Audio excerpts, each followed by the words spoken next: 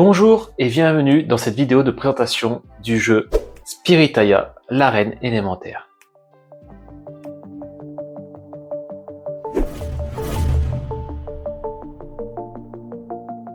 C'est un jeu qui est composé de 82 cartes et qui se base sur l'archétype des 4 éléments, air, eau, terre et feu. Et en même temps, on y retrouve des esprits élémentaires, tels que les elfes, les nains, les fées, mais je vous en dis pas plus, vous découvrirez par vous-même quand vous l'aurez entre les mains.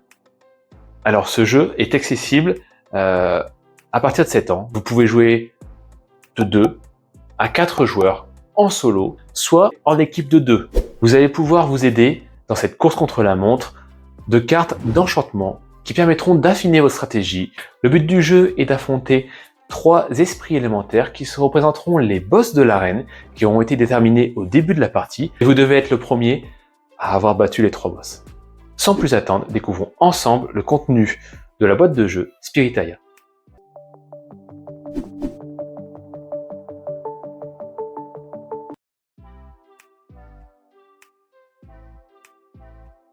Alors on peut voir en premier le dépliant qui reprend toutes les règles du jeu. Dans son ordre de lecture se lit dans l'introduction les pierres élémentaires avec la carte esprit élémentaire. Vous avez également ici la liste de tous les enchantements. Et ici, vous avez le déroulement du jeu, étape par étape, expliqué, donc avec numérotation 1, 2, 3. Et quand on le retourne, vous avez la suite. 4, 5, 6, 7. Et en bas, vous avez la disposition. Ici, disposition que peut ressembler une aire de jeu, donc l'arène élémentaire. Dans cet encadré vert, nous retrouvons les ajustements des règles en 2 contre 2 joueurs, donc en équipe, où certains points sont différents, contrairement à les règles de chacun pour soi. Nous avons les 4 cartes des pierres élémentaires. Vous avez la pierre élémentaire de l'eau, celle du feu, celle de la terre et celle de l'air. Je vous expliquerai leur rôle dans quelques instants. Vous avez également des cartes enchantement que vous pouvez voir. Puis nous avons les esprits élémentaires. Alors, vous pourrez voir que chaque esprit élémentaire est représenté dans les archétypes, donc l'air, l'eau, la terre et le feu. Arrêtons-nous un instant d'ailleurs sur un esprit élémentaire, donc sur la carte, et voyons ensemble les éléments qu'elle compose. Donc en haut à gauche, vous voyez toujours de quel élément est votre esprit élémentaire. Vous avez en haut à droite un chiffre. Vous voyez ici le 10. Il s'agit du nombre du point d'attaque que peut infliger l'esprit élémentaire au boss que nous verrons par la suite. Le 55 que vous voyez dans un cercle bleu, c'est le nombre de points de vie qu'a ce dragon. Vous avez ici la famille de l'esprit, donc c'est un dragon. Vous avez son nom, sage draconique. Et vous avez en dessous la contrainte élémentaire. Maintenant qu'on a vu le contenu de la boîte de jeu, on va mettre tout ça en action. Prêt à rentrer dans l'arène élémentaire? Allez, c'est parti.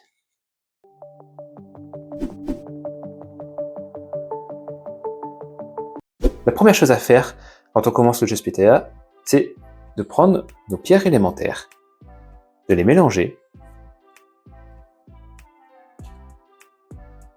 et d'en choisir une au hasard parmi les 4. Et je prends celle-ci, je la retourne, j'ai la pierre élémentaire de la terre.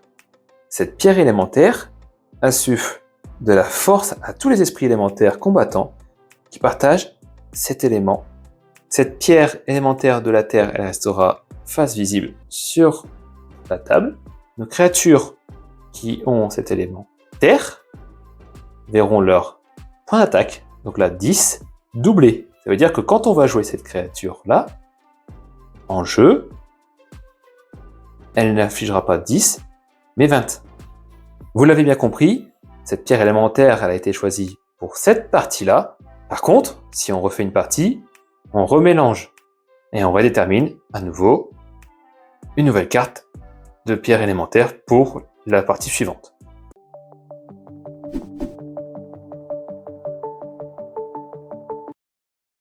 Alors maintenant, on va déterminer les 3 esprits élémentaires qui vont être les boss de l'arène. On prend notre pile de cartes, de pioche. Alors, on vérifie quand même qu'on a bien mélangé avant.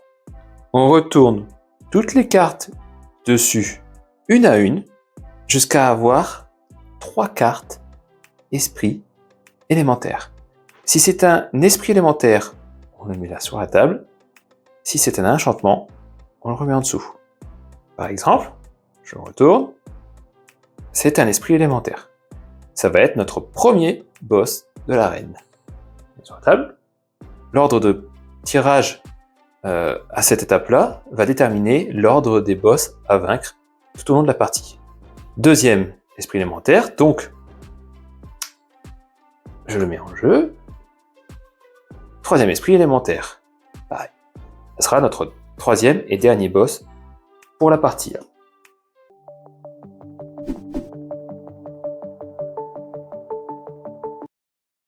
Nous avons déterminé nos 3 boss de l'arène. Nous avons notre pierre élémentaire. Maintenant, on va commencer à distribuer les cartes à chaque joueur. Dans un premier temps, la première chose à faire, une fois qu'on a tiré l'esprit élémentaire, c'est de remélanger. Voilà. Notre pile de pioche est mélangée. Maintenant, on va distribuer à chaque joueur 4 cartes. Distribue.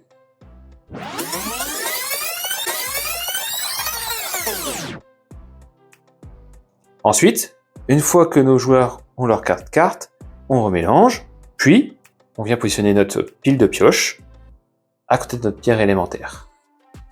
Vous avez vu là, on est sur une pierre élémentaire de l'eau, donc piqûre de rappel, les créatures esprits élémentaires de l'eau voient leur attaque doublée.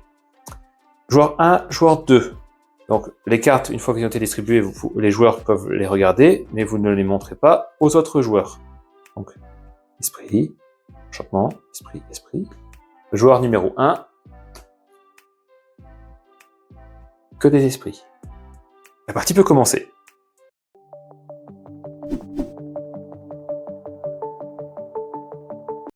À chaque tour, le gardien sacré, donc le joueur, commence par piocher une carte. Donc je vais être le joueur numéro 1, je reprends la main, voilà mes esprits, je pioche une carte, j'ai eu un esprit élémentaire en plus. Vous pouvez jouer une carte esprit élémentaire ou un enchantement. Si on regarde la main de joueur numéro 2, il a un enchantement, ici, il peut le jouer, hein, bien entendu. Vous pouvez jouer une seule carte esprit ou une seule carte enchantement. Je ne peux pas jouer d'esprit élémentaire. Je dois me défausser d'une carte de ma main, car à la fin de mon tour, je dois avoir 4 cartes dans ma main, pas plus. Donc là, imaginons je ne peux pas jouer de cartes, je dois me défausser d'une carte, et cette carte-là, elle va dans une pile de défausse que nous allons créer un instant, qui sera en dessous de notre pile de pioche.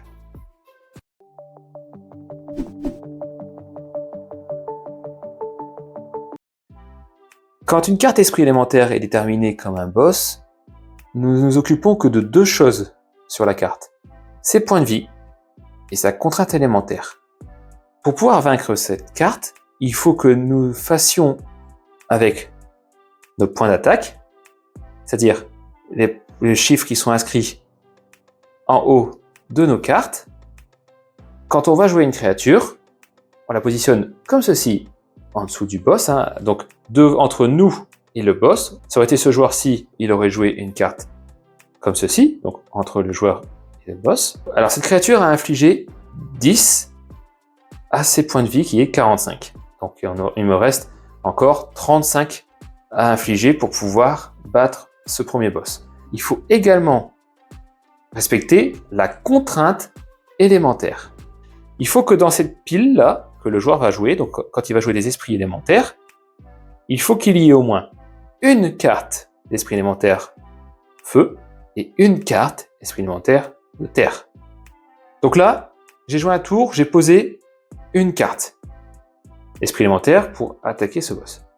Ensuite, c'est le tour du joueur numéro 2. Première chose à faire, on pioche une carte. un enchantement, vous avez la possibilité de mettre autre chose, on est bien d'accord, que le feu et la terre.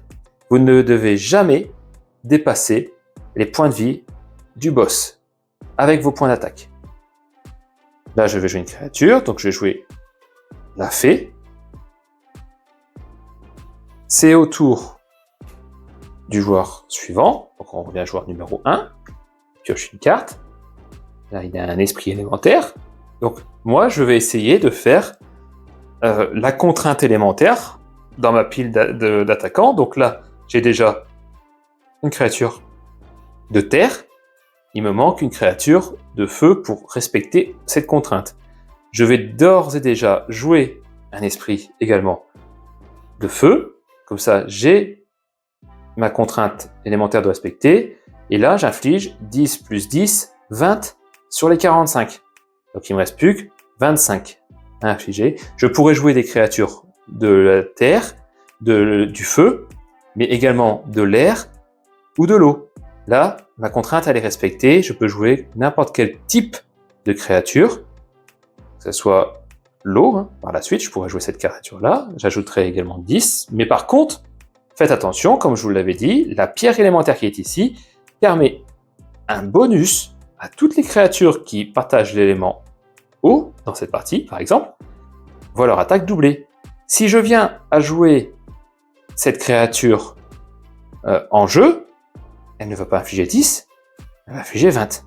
Alors ici, c'était mon tour. Je viens de jouer un dernier esprit, qui est un élémentaire qui affiche 5.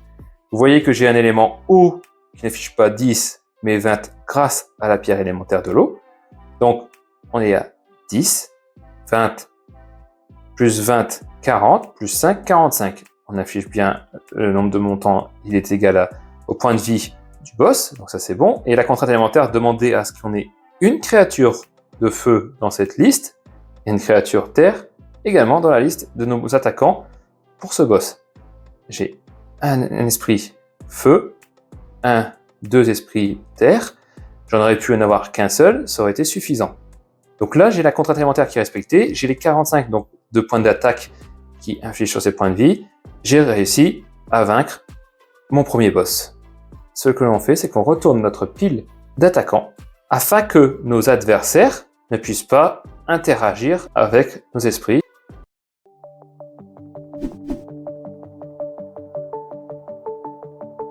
Ici, nous voyons que le deuxième joueur, donc le dernier joueur de cette partie-là, puisqu'on est deux, a également infligé 45 points d'attaque et la contrainte demandée est ce qu'il y ait un esprit feu et terre dans sa liste.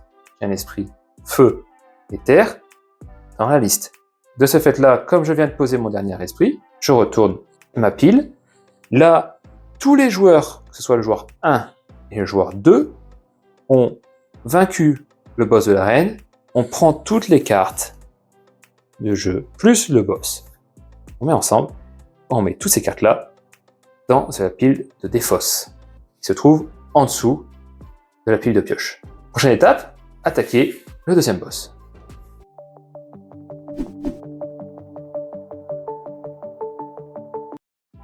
Un joueur est en avance sur l'autre, c'est-à-dire que le joueur numéro 1 vient d'affronter le boss, il a vaincu le boss, il a retourné sa pile pour que les autres joueurs ne puissent pas interagir avec sa pile de pioche.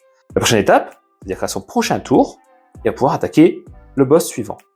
Alors, comment on fait? Là, c'est exactement le tour du joueur numéro 1, l'attaque en cours du boss numéro 2, on va faire glisser le boss suivant pour que le joueur numéro 1, c'est-à-dire moi, je puisse attaquer ce boss. Donc, première chose à faire, pioche une carte.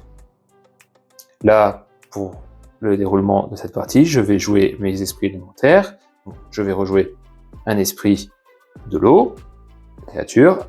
Son attaque est doublée avec la pierre élémentaire, donc il affiche 20.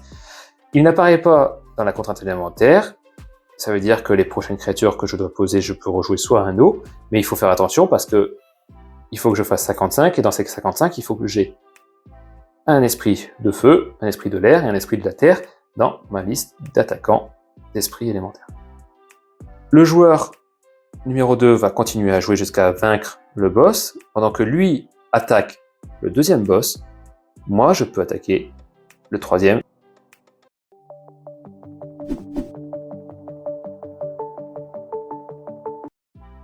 C'est à mon tour de jouer. Je prends la dernière carte de la pile de pioche, il n'y en a plus.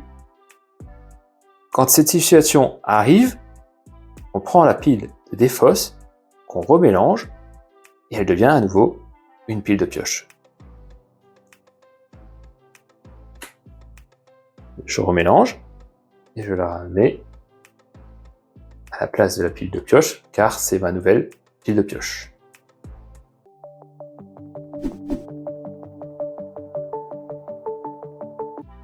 Quand on joue au jeu Spritaya, il y a les boss, donc les esprits élémentaires qui sont désignés comme des boss d'arène, et nos esprits élémentaires combattants. Quand vous jouez vous-même des cartes de votre main, vous n'avez qu'une seule chose à penser, c'est l'élément de votre esprit et les points d'attaque.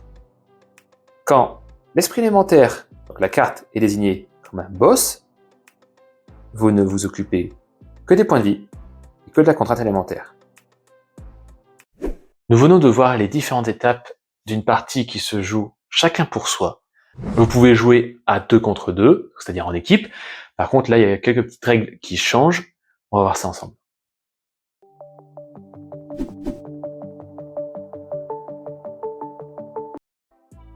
Quand on joue à 2 contre 2, donc joueur 1, joueur 2 tiennent ensemble, joueur 3, joueur 4, ils tiennent ensemble. Le boss voit ses points de vie doublés quand on joue à 2 contre 2. C'est-à-dire que chaque boss, nos 3 boss déterminés là, voient leur point de vie doublé, c'est-à-dire 45 doublé par 2, ça veut dire 90. Ce boss-ci a 90 points de vie. Ce boss-ci a 55 x 2, 110 points de vie.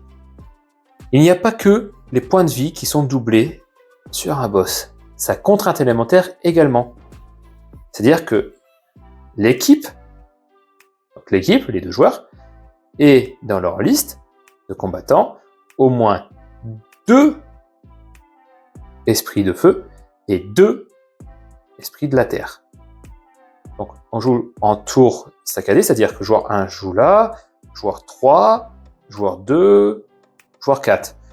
À vous de vous disposer comme vous le souhaitez autour de la table pour jouer soit l'un à côté de l'autre ou soit en face à face. Ils ont mis des esprits élémentaires de feu, donc il y en a 1 et 2, c'est déjà ok.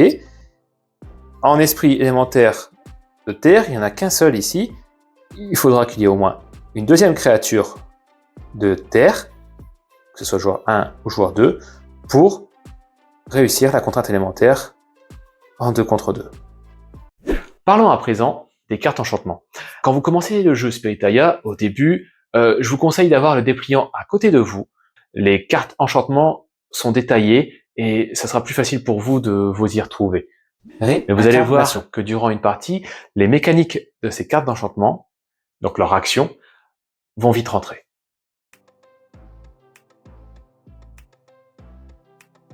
Cette carte vous permet d'aller chercher dans la pile de défausse une carte d'esprit élémentaire de votre choix et de la mettre directement sur votre pile de combattants en jeu.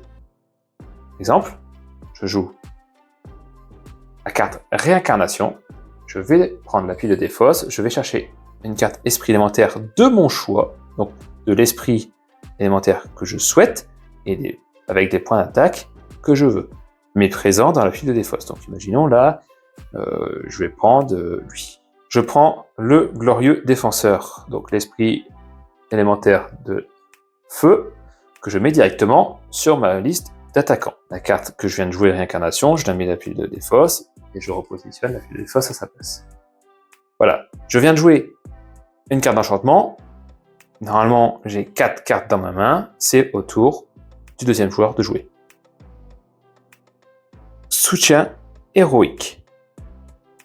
Cette carte vous permet d'aller chercher dans la pile de pioche une carte d'esprit élémentaire de l'élément de votre choix avec les points d'attaque de votre choix.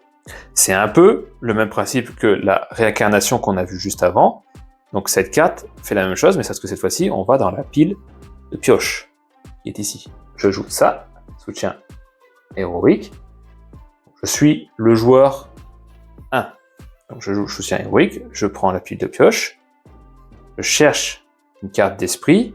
Par exemple, là, je suis à 10, plus 5, plus 10, donc je suis à 25, il me manque 20 pour arriver à 45.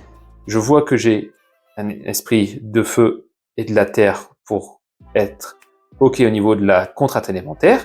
Du coup, il me manque plus que 20 pour pouvoir battre le premier boss.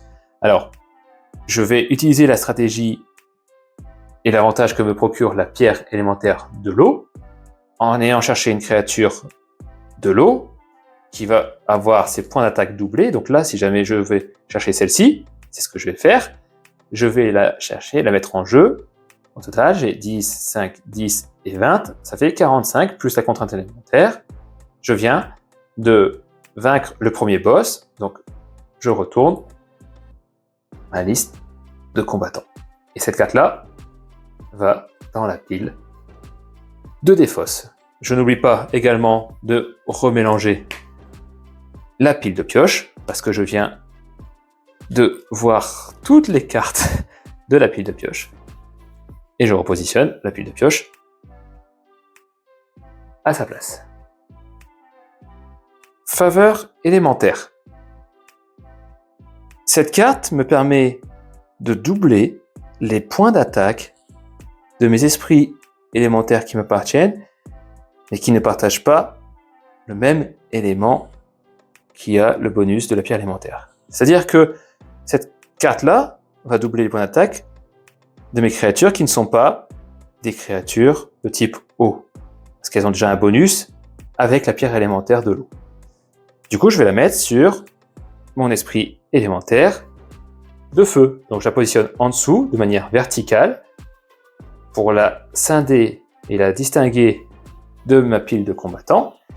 Et de ce fait, mon esprit élémentaire de feu voit son attaque doublée. C'est-à-dire que là, il n'a pas 5 mais 10.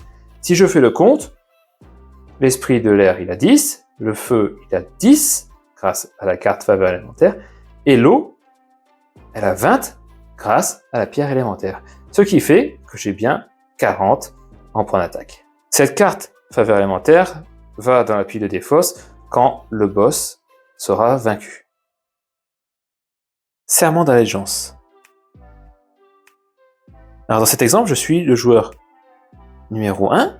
Je vais jouer cette carte. Cette carte me permet d'aller récupérer un esprit élémentaire en jeu qui ne m'appartient pas, donc à mes adversaires, que ce soit mon adversaire ici présent, ou si on joue à plusieurs aux autres adversaires, j'aurais pu choisir un esprit élémentaire que j'aurais ajouté. Je joue Serment d'allégeance.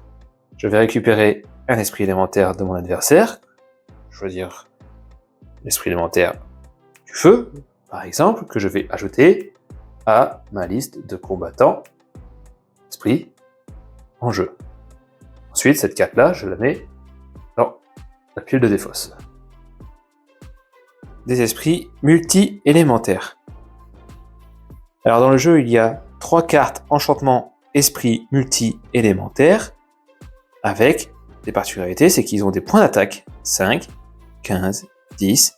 Et en fait, cette carte esprit élémentaire devient, quand elle arrive en jeu, un esprit élémentaire de l'élément de mon choix, en ayant des points d'attaque définis. C'est-à-dire que si jamais je décide de jouer celle-ci, je peux dire que c'est un esprit élémentaire de la couleur de mon choix, donc je vais choisir bleu, qui a 10 en points d'attaque.